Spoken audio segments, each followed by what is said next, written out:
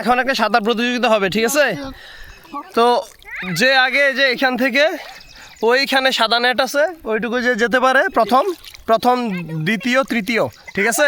এখানে আমাদের পার্টিসিপ্যান্ট আরিফ, তারপর হচ্ছে যার খুব কনফিডেন্ট সে, এখানে কোনো যদিও দর্শক নেই কোথাও, তারপরে সে দর্শকদের হাত নেড়ে দর্শকের সমর্থনের জন্য চেষ্টা করছে।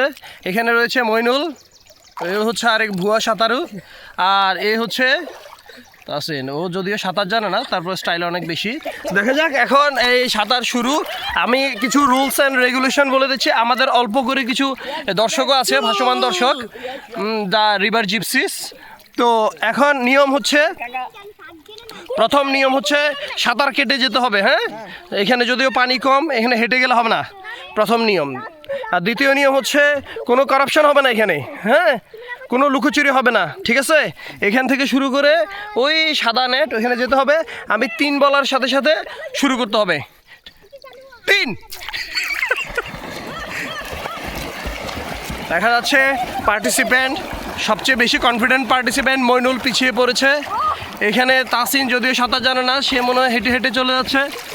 আরেকজন বাঁকা চলে যাচ্ছে আরিফ, তাকে বলা হয়েছিল সোজা যেতে, কিন্তু সে চলে গেছে বাঁকা। দেখা যাক কে ফার্স্ট হয়।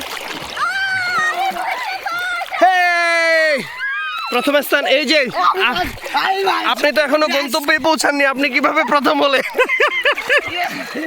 আর সে ব্যর্থ হয়ে বারবার নেটে গিয়ে ঢুসা মারছে। আচ্ছা, এই যে আপনি যে প্রথম হলেন, এই আজকের উইনার, এই যে আপনি যে আজকে প্রথম হলেন, হ্যাঁ, আপনার অনুভূতি কি বলেন?